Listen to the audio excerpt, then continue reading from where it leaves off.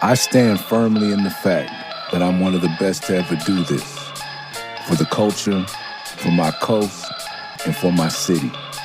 This is the best rapper in L.A.Podcast. And I am your host, Murs. What up, though? All right, y'all. We back at it. Good morning, good afternoon, good night, whenever you listen to this podcast. Shout out, we got an assistant in the studio now. Son's out there cleaning up this place. Want to get this space ready to actually utilize the storefront here in South Central and invite y'all down. Maybe do a live podcast here. It's not as big as Savant Spot, but art show, something. It's been a long time in the making, but yeah. If you're on social media, I went to my grandparents' house. I've been going to my grandparents' house and going swimming my whole life. Living there in between marriages with my mom. And that's like having a house with a pool. Like I forgot that. Like I definitely am the rich kid of my friends, I guess. I never see myself like that because I was like out of the house at 15 and no one ever invested in my rap career. I don't believe a dollar. And some pretty tough times to get here. But I think that's what you're supposed to do. Like all the celebrities saying, my kids ain't rich, I'm rich, my kids ain't rich type shit. That wasn't the case with my mother. My mother was very hardworking. But and just being a single parent and living in LA has a way of grounding you. Bloods and Crips don't care what your parents do for a living. So yeah, that's still on public transportation and in public school, so it didn't feel that. And then I had visiting some of my friends in West LA that were really well off. Definitely, like when you can go see your friend's house that goes to Beverly High is humbling. And you still my grandparents' house is a house on the midst of all the other homes were gutted and turned into apartments. So it's still, so your neighbors, it's like, it wasn't like, and coming from living in the burbs, it was just different. But, being at my grandparents' house, like, how blessed am I to have had a pool? We had some pool parties, let me tell you, when they were out of town.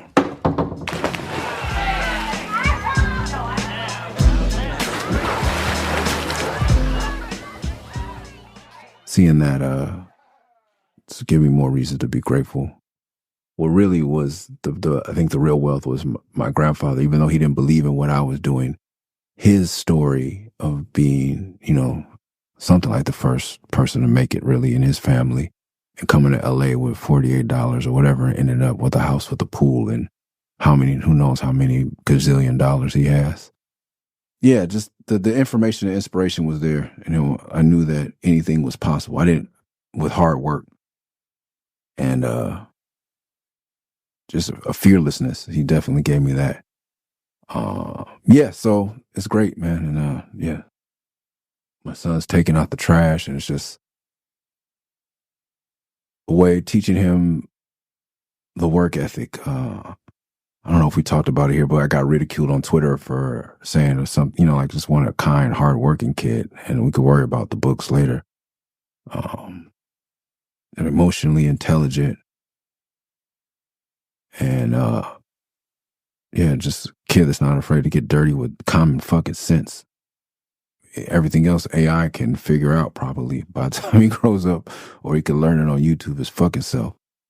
I was in the library teaching myself shit all the time. So but this is those were the advantages. I never saw myself as a rich kid, but I was a wealthy kid, and the experiences that were passed down to me. Even though he wanted me to go to college and have a different life, man, I swear we don't understand genetics at all. Or I don't know, we don't understand spirituality. My 11-year-old also did his first piece this week. Yeah, I'm gonna put it out there so my homeschooling curriculum could be criticized, but we're in Arkansas doing ground waves, and one of the homies that paints was like, I'll take him out. I asked him if he could take him out today. My son has been dreaming about writing on a wall, doing a piece for at least since he was 5 or 6 years old. And he's almost about to be 12. And I was like, well, no better time than the present. I know the perfect guy, as fate would have it. And they went out and they did this piece. It's pretty dope. We came up with this graffiti name, and it's one of those names like Murs or something that doesn't make sense. I was like, what you do in graffiti? I think even more so L.A. graffiti, I feel like maybe everywhere. Like Nicer, Scene, like those are East Coast names, but like Jimmer, Oiler, Mesk, like oil is a word, but Oiler, Booth, God bless him. To me, that's always West Coast, LA shit. You know what I mean? But he did the piece, they did a piece together. He did his own letters and fills and all that stuff. And then he had some help measuring, and then he said, I want to freehand something on the other wall. And he was like, yeah. I pulled up to pick him up, and he's writing I&K on the wall. I was like, well, why'd you write that? He's like, those letters just came to me. And that was the name of my first tagging crew. Also, yeah. And last time I was writing on a wall, I tried to show him, I climbed into an alley off Pico and started doing a piece. Then when I met my friends on Cloverdale, I was like, yo, they were a little older than me, about 4 or 5 years. I was like, yo, you guys come see this. And number one, these are like well-dressed black men or teenagers. And they're like, why are we climbing through an abandoned, like, what are you doing? And then I showed them the piece, and they're like, what the fuck are you doing? No, bro. So many times, like Savant, those two, like, just not fatherly, but almost like, my dude, what are you thinking about over here? Didn't you say you could rap, bro? Like, dude, fuck you doing trying to go to jail? And even not trying to go to jail for something that's not going to make you any money.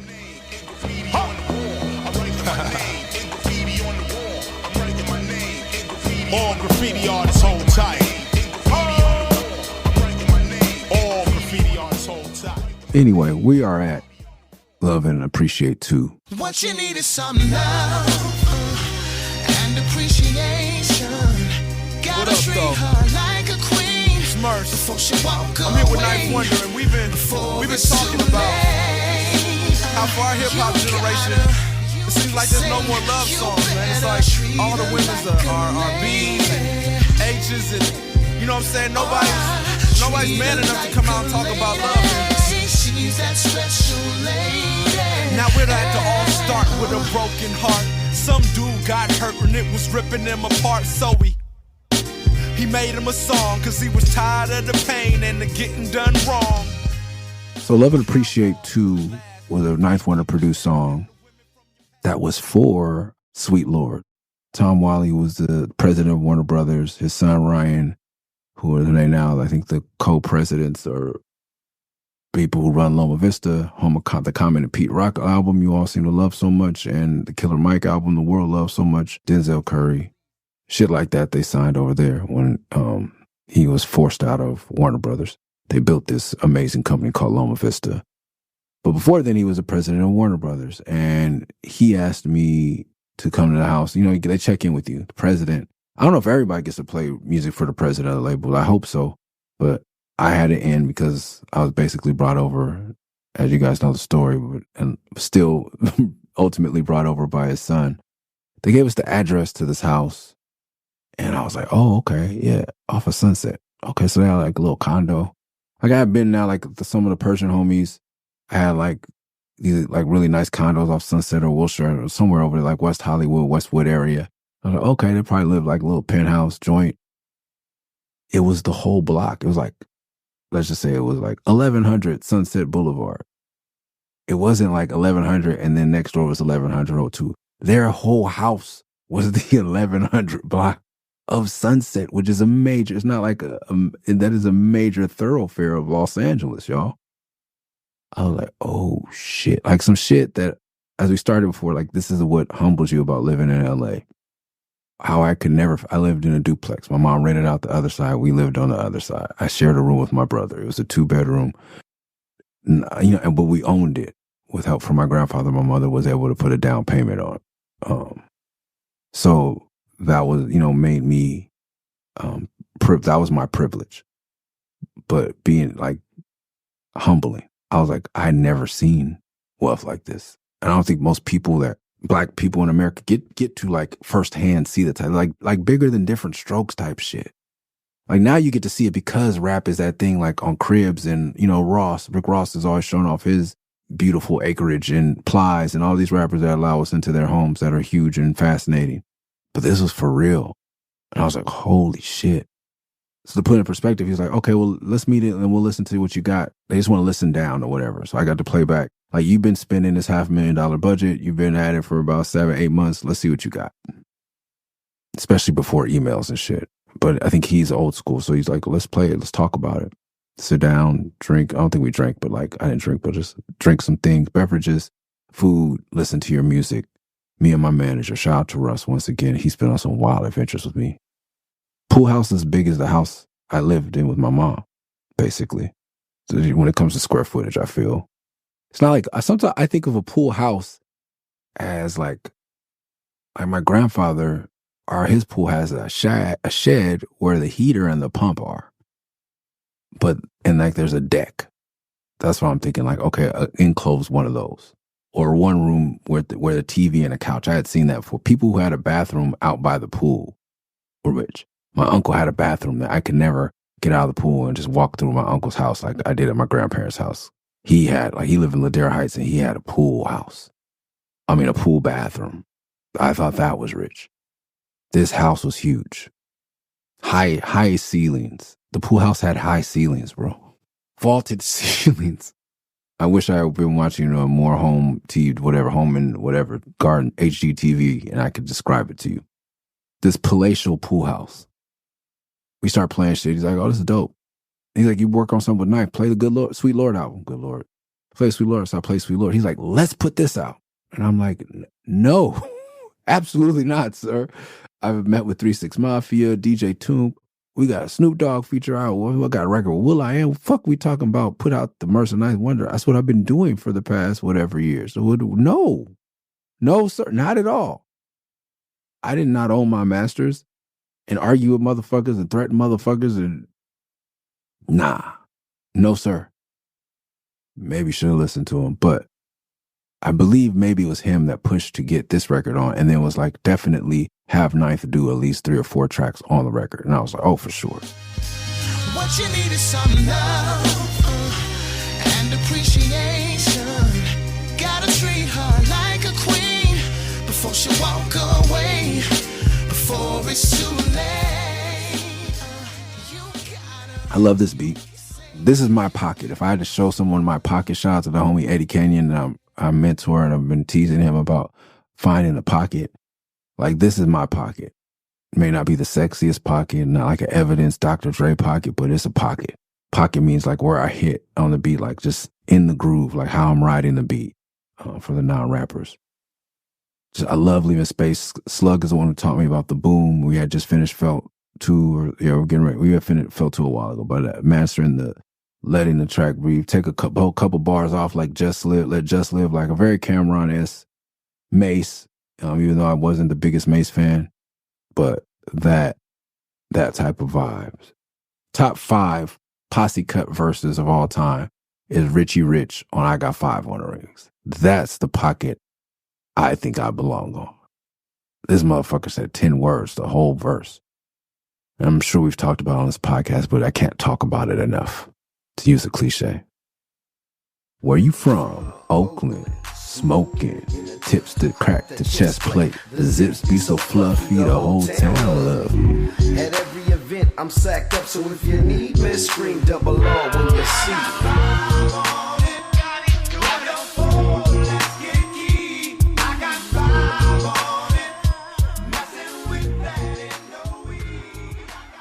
Bro. He wasn't playing also. This motherfucker, like, that's what I love about town, man. It was rare that you caught a rapper outside that wasn't who he said he was. Very rare. And maybe that, because then there's a reason the term hater came out of the Bay. Not because, maybe because there's more haters, but there's more haters because everybody's outside to get hated on. I see Richie Rich short. When I see these motherfuckers, they ain't with a gang of security guards. It's not no Hollywood shit, man. Fab, he drive his Maserati around the town because it's town business. And it's like, I don't know, man. is different. So Richie Rich Pool, we were at a picnic one time in the town, I think 4080 magazine, shout out to them. Man, and it was like, Be Legit. I feel like it was like dudes from the clique, but I guess someone told me that they may have beef, so maybe it wasn't. But I know Richie Rich pulled up on the Harley. It was the first time, like before it was really popping in L.A. for the Harley, the old, now it's a traditional thing. Old black men bumping Ice Cube or Funk Parliament or 80s R&B on these huge motor Harley, on these hogs. And I live off of Crenshaw. It's a daily occurrence for me.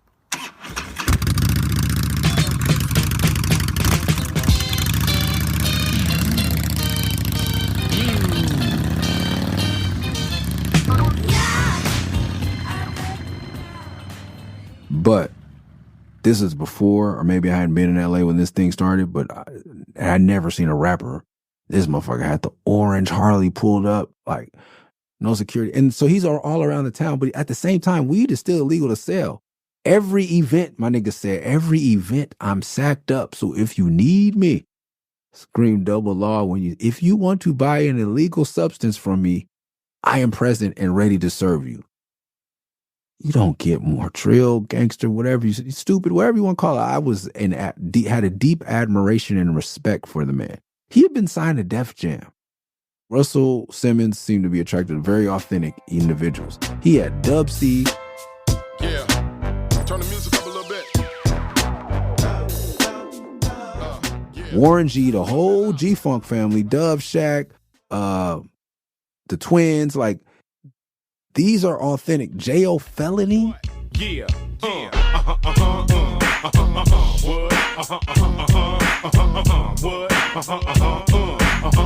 What? I said I can give it to you, but what you gon' do with it? I can give it to you, but what you gon' do? I can give it to you. I wish they would have had more backpackers. I would have wished to get my black ass on there when I was like if 3MG had got signed to Def Jam. Woo! Like signed 3MG, otherwise, L.A. Cool, the Bastards, like bring that element, like little bit of backpacker, still street, like that balance would have made Def Jam Def Jam West. I think that's all we needed. But Russell had a keen eye or a liking for street authentic stories. And he did it with Richie Rich and J.O. and all them. My favorite group on Def Jam West was J.O. Felony's second album on Def Jam. What You Gonna Do is probably one of the best West Coast, one of my best Def Jam albums. I'm gonna say top 5 Def Jam albums of all time. And Dago doesn't get a lot of representation in mainstream hip hop, but there's a hella talent coming out of there. Yeah, just follow mid-90s vintage. There's that dude will put you up on all the SD, homie Timmy C. But that album, that J.O. Felony album, but the 5 Foot is also, The Heist is one of the best songs ever to be released on Def Jam. Top 10 Def Jam single. The caper, it's all on paper. I got the blueprint. About to put a dent in the industry assembly. 5 different angles. Which way you wanna be strangled? Collecting cash, get your ass tangled. In full-fledged. They were dope. They were the perfect mix of like hood, hip hop, Out of the Good Life, Project Blow area, I think. Just dope. That pocket, the Richie Rich pocket. Tyler was singing his ass off. What you need is some love and appreciation. Gotta treat her like a queen. Murs before she walk away. I'm here with Knife Wonder, and we've been talking about how for our hip hop generation, it seems like there's no more love songs, man. It's like all the women's are R&B. I love the drums. They're broken. It's like a real breakbeat. Like to me, it's just broken. Like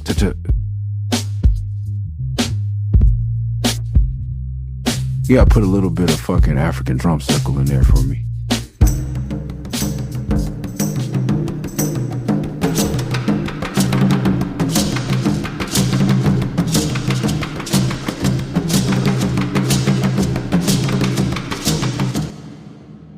Start with a broken heart. Some dude got hurt and it was ripping him apart, so we made him a song. Yeah, that type vibe. Now we'd have to all start with a broken heart. Some dude got hurt and it was ripping him apart, so he made him a song, cause he was tired of the pain and the getting done wrong. But how long will it last? You can't keep comparing them to women from your past. It's time to move on. Open up your heart so you can sing a new song. You ain't a pimp, you just pissed off. Meet the right woman and you get soft. Used to try to play hard, now you buying chocolate and Valentine's cards. And man, that's a good thing, showing these kids what the word love should mean. What you need is some love. Valentine's. Do you say Valentine's or Valentine? I don't know which one it is. Pencil, ambulance, turbulence, Valentine's. Oh, it's Valentine's or Valentine's. I say Valentine's. I don't say Valentine's. I don't know if there's supposed to be an S, but it is Sizzlers. It is Home Depot's. It is, but if you know what I'm talking about, you know what I'm talking about. It for real is Lowe's, Barnes and Nobles. It belongs to the people who named it, motherfuckers. Stop trying to correct us. She's that special lady. Can't live with them, can't live without them, but I love a whole lot more than I hate about them. They look good, feel good, smell even better. So why you acting like your mama didn't use that leather? B-word this, H-bomb that, and in the midst of all of this, I wonder where your mom's at. Cause if she ain't one, then tell me where the hate from. You just calm down, and maybe you can date one. Buy some flowers, open up some doors. She needs some tampons, homie, go to the store. Vitamin water, a bottle of Motrin, teddy bears, candy bars, something, a token of affection, a step in that direction. Cause love is all about progress, not perfection. What you need is some love and appreciation. Gotta treat her like a queen. Can't live with them, can't live without them. I love them. Oh, yeah. B-word this, H-bomb that in the second verse. That's from my wife. She's Brazilian. She doesn't use the N-word. You know, she minored in Africana studies, all these things. So, but she'll say the N-word. And Fuzzy from Power 106 still cracks up to this day because when she started using it, I started using it because she would be like, oh, I got a fight and this girl said you try to take this N-word from me and this is my N-word and you don't even need to be dating N-words. And she was telling me a story or something like that. I forget the story of how, but something like that to that effect. And she wanted to recant the tale, but she didn't use the girl saying the N-word as justification. So after that, I fell out laughing. I never heard her say that, like anyone say that, you know, and keep going. I was like, oh, this is great. So I started using it for everybody, man. But then I started using it for everything. B-word this, H-bomb, because this was for the Sweet Lord album, so it was clean. B-word this, H-bomb that, and in the midst of all of this, I wonder where your mom's at. Cause if she ain't one, then tell me where the hate from. You just calm down, and maybe you can date one. Homie Dan Monick, who took the pictures for Felt 1, Felt 2, Felt 3, Felt 4, Varsity Blues, End of the Beginning, Murs 316, and Murray's Revenge. Just posted a cool picture of me from 2005 on the beach. Man, once again, bro, like, yeah. You see the picture, like, I don't know what motherfuckers think, man. I had a motherfucker run up on me at a party and was like, hey, man, I'm just letting you know. On Pico, at a little part function, motherfucker like, hey, man, I'm just letting you know.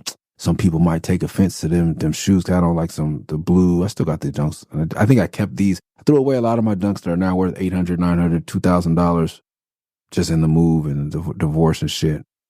But I always say if I needed the shoes or clothes or comic books I had to fucking pay my bills, I didn't do my life right. I buy things to enjoy them, not to invest. I invest in real estate if I have to invest in anything, and even that at this age is getting kind of silly to me. But the kid came up to me and was just like, man, somebody might take offense to them blue and blue, because they're blue, white and blue, high top, Nike SB Dunk Highs. And I only usually wear them now. I bought them because I got season tickets to the Dodgers, and I've always been a Dodger fan. And it's crippish, and I'm crip adjacent, but, you know, I'm not trying to bang on nobody. But even at that age, I felt like I'm too old for this shit, man.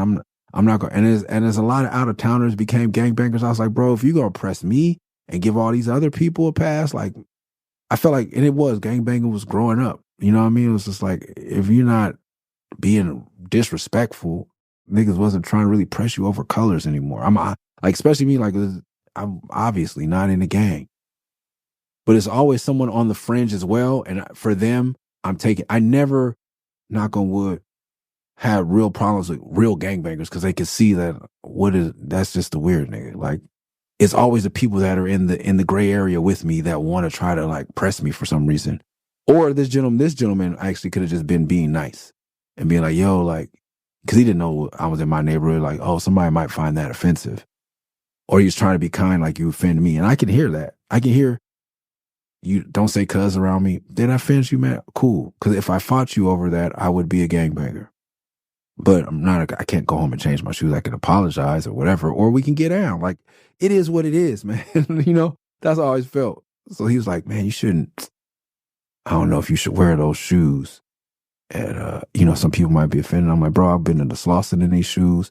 I go everywhere. The picture Dan has, like, I want some, but these Red Hot Chili Pepper shoes came with light blue laces because I think they're an LA band and they knew. But I thought that looked fly. But I got blue Dodger beanie on, a blue Black Eyed Peas things, blue jeans. I'm like, bro, I've been who I've been, bro, since I, like, you know what I mean? I don't say been who I've been, but like, as I settled into myself, like in my late teens, early 20s, I was cooked, man. Like, there's parts of me I couldn't fully be myself, and I was finding myself. And I don't know, a lot of young men who listen to this, like, man, I don't think I was cooked till I was like 30, 35, you know, 38. I don't know, somewhere around there. It takes us a long time to grow up, ladies. Be patient. This is what the song's about. Third verse is about love your homeboys, hate these ladies. Don't choose them or they're crazy. The homoerotic hood shit we talk about, like, bro, y'all niggas gonna pass around a blunt. Even when I let Roxy Reynolds sit on my face and kissed her, people like, oh, she sucked a bunch of dicks. Why would you do that? You know, rappers had shit to say, and I was like, my dude, like, what are we talking about? Y'all niggas don't know about like Colgate, brushing teeth, and at the mouth, vagina self-cleaning, and blah, blah, blah, blah. Like, you know, like, thanks to pray, like, idea, like, you know, changed my life with him eating his peanut butter after his dog and just hit me with the, well, you know, Murs, dogs have the third safest saliva in the animal kingdom. Humans are somewhere down in the 20s or something like that. I was like, fuck you, white boy. No, I'm just kidding. But no. Oh, man, I miss my guy. Legit about to cry every time, man. Oh, man. How that's life, man. Like I said, by the time you're 38, you lost a couple motherfuckers. It hurts. Maybe a parent, maybe a grandparent, you know, friends. Like, you cooked. You're like, all right, you're a man. If you're trying to do it right. Because who says that we ever get it right? Ah, man. But yeah, bro, like, motherfuckers talk shit about me kissing a woman because she sucked dick in a video you saw that probably happened 2 years ago, and she's brushed her teeth several times after that. Eating her vagina, if she used her vagina for a living, it's probably clean, and she's tested on average more than your filthy women scalawags you pull out of the club, my dudes. Plus, you smoke marijuana out of rolled up tobacco leaves with other gentlemen, and their spit is on it. Are you fucking kidding me, you disgusting motherfuckers? Life comes out of a vagina. Man, if you don't stop, I will not judge you. If that's what you want to do, I do think it's disgusting, but I would never tell you that. I'm telling you now because we're all grown in silly shit. But I get it. Yeah, if you're not, maybe doesn't want to eat pussy, you can get herpes, blah, blah, blah. I get that. But a porn star that's working might be a little safer. But it's a funny joke, you know. Yeah, and I confronted a rapper about that, and I got put in my place in such a real way. Fuck all, yeah, it's a good time to tell this story. Fuck all, like, rock the bell, somebody, you know, homies pump you up to like, hey, I heard somebody said something. I said, all right, word, cuz on my stage, let's go. Hey, my nigga, like, you start watching, hey, cuz, like, we know each other like that, cuz, like, my nigga, like, you want to make jokes about me doing shit? This dude stopped dead in his tracks. He had size on me, too. I'm not a bully. And he grabbed my hand and said, shook my hand hard, like very firm, but not like trying to crush, not like your girlfriend's dad type shit from the movies in the 80s, but just very firm and looked me right in my eye. I said, my brother, I am so sorry. It was like a sorry, I was like partly like, I don't want to fuck you up, little boy type shit, but also like but I won't say that. It was completely genuine, man. And I was like, this individual has seen a lot of shit. And this is genuine, but firm. It was just the most manly apology. Just, it was dope, man. It changed my life. It changed my perspective. I was like, wow. Like, I was ready to like throw down, you know? And he had nothing but love, respect, and positive energy to meet my bullshit. I was, and see, that's like, I was probably 28, 29. Still not a man. I was grown, but I wasn't a man. I was talking to a man about some little boy shit, and that's how I felt. Like, oh, okay. Yeah. Really a good, just a great moment in hip hop for me. It was probably just another day at the office for that dude. But yeah, salute to him. And I've given him his flowers in private and, you know, now in public, but he might not want to be named. And we have a very respectful, virtual friendship. I don't see him all the time, but, you know, there's love and respect there now. But because of how he set it off on me after I thought I was set it, foolishly thought I set it off. Oh man, I wish I could find, there's a clip on Donahue. I'm going to try to find it. But there's a African gentleman on Donahue or Sally Jesse Raphael, if you guys know that, like the old talk shows. But yeah, man. Dude, African dude on there said, they're arguing. He said, excuse me, pardon my strong language, but you, sir, are a very, and we were like, because that's back in the day, if a curse word slipped, even if it was bleeped out, before Jerry Springer, like this aggression before the real world, like this type of aggression on TV was like fucking, especially for people who didn't have cable, like, ooh, are they going to curse? Even if they bleep it out, someone cursed at someone on TV. Bruh.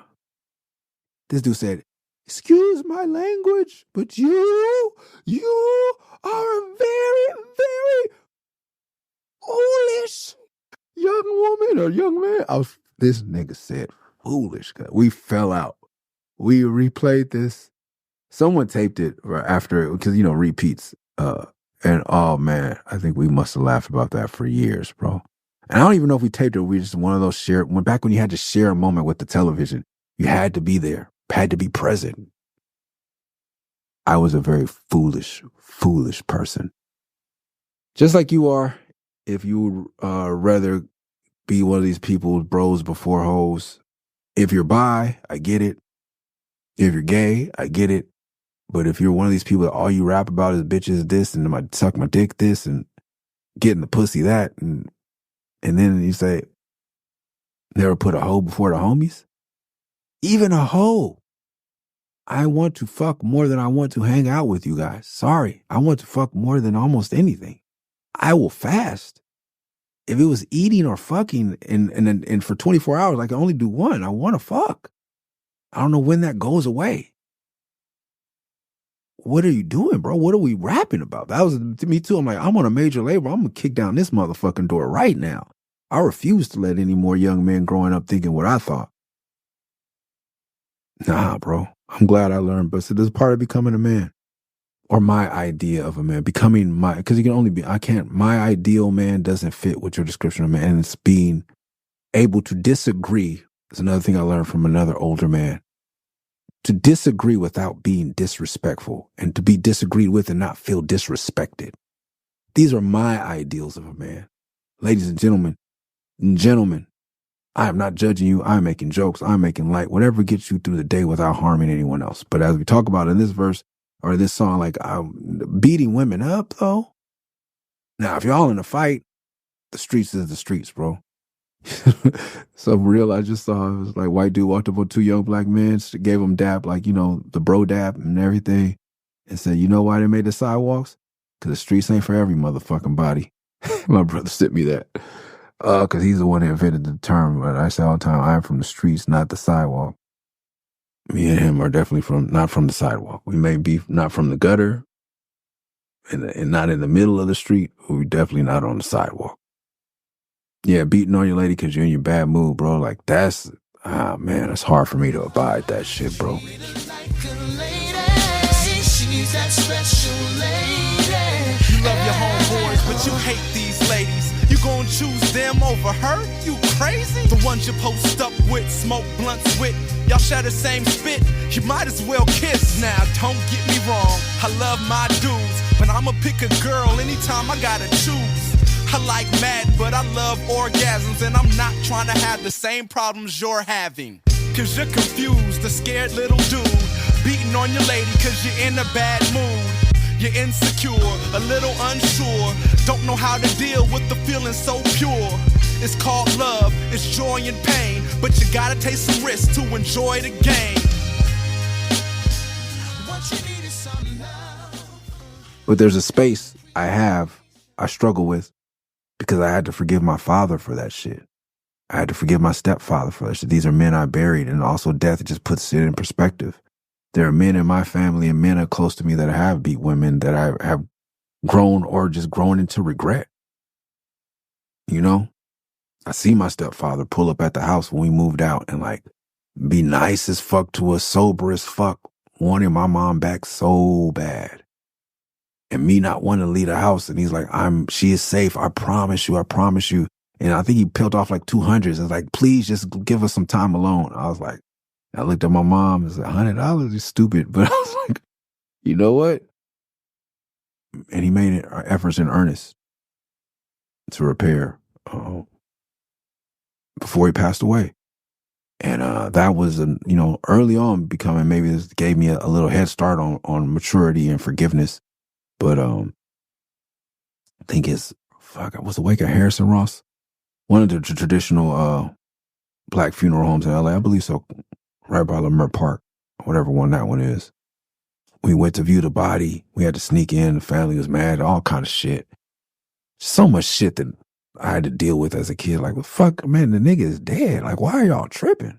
Like, we want to see the body. Like, we needed that closure. And, I got out of class for the shit, because it's like last minute, you guys can come and see the body now if you can make it type shit or something. I don't know the whole story. Don't let me stop. But I was like, all right, we went to see him, and I felt to be like, ready to spit on this dude. Like, fuck blood, just to change it up for everybody. Man,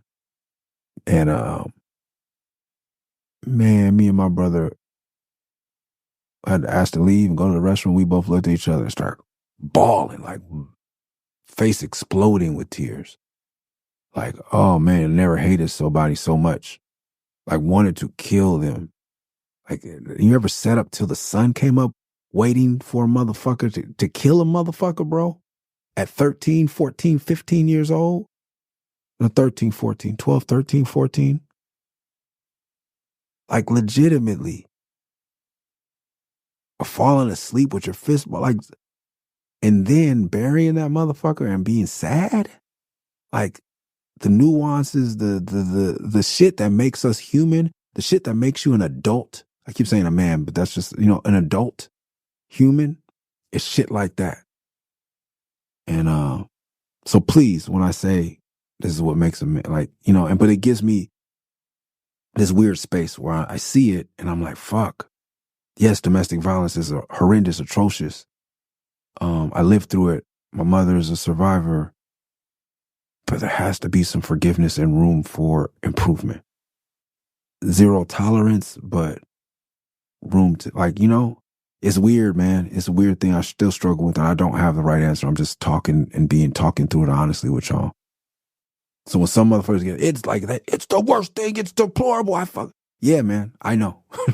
I know, but I'm not all worked up about it like you, because I've had to forgive some motherfuckers and I've seen the humanity and also the causes, I don't know how my dad could turn out any other way. Should he not be allowed to date? Should he have not tried to date?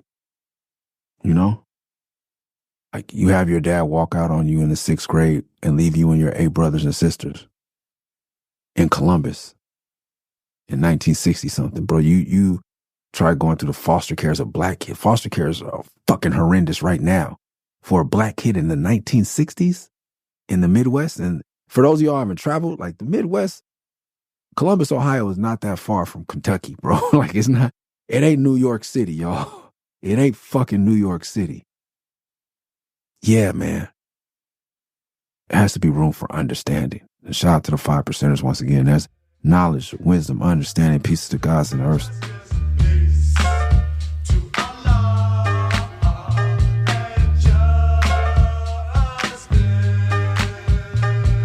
The knowledge is the foundation. The wisdom is the way. The understanding shows you that you are on your way.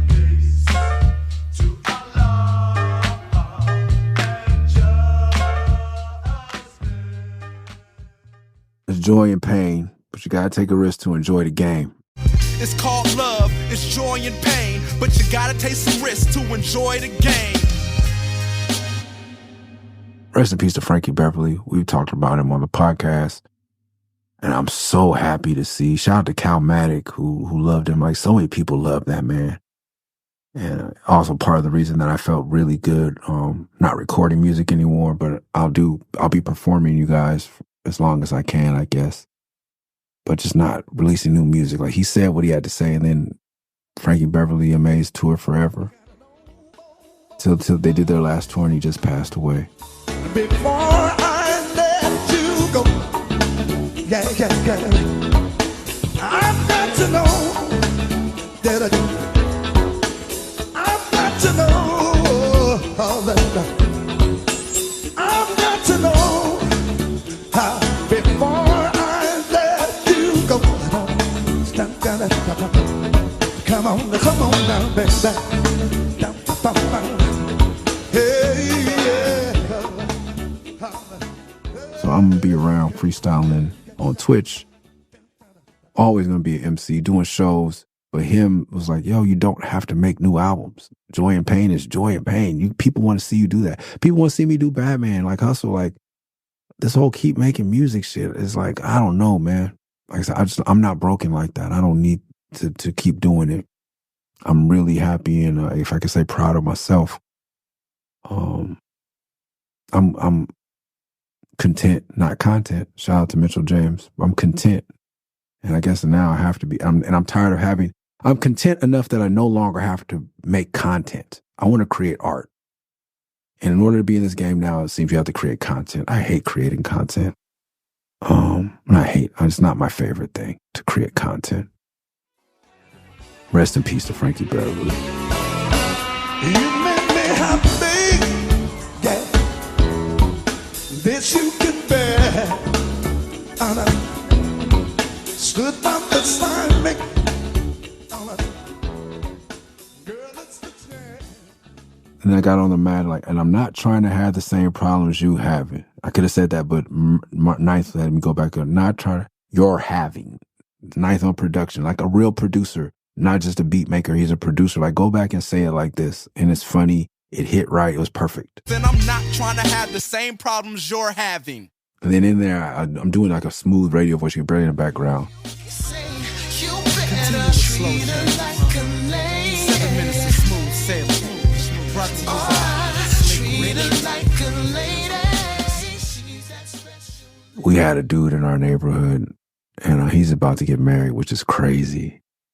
From the block, and he has a character called Chocolate Richard, and he would, like, to throw you off your game in Tekken, he would just do this like real creepy way. Hey buddy, would you like to hang out with Chocolate Richard?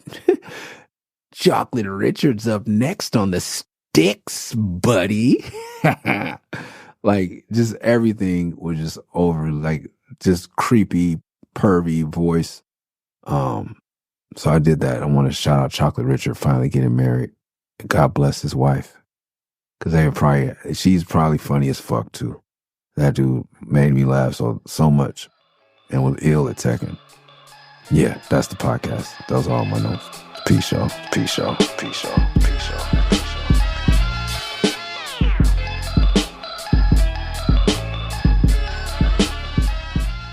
Thanks for listening to the Best Rapper in L.A. podcast. Make sure you subscribe wherever you listen to podcasts. Make sure you never miss an episode by subscribing on Spotify, Apple, wherever it is. If you like the show, leave a review on Apple Music or Spotify. And to support the podcast directly, go to patreon.com/MURS316, Murs316. See y'all next week. Peace. Peace.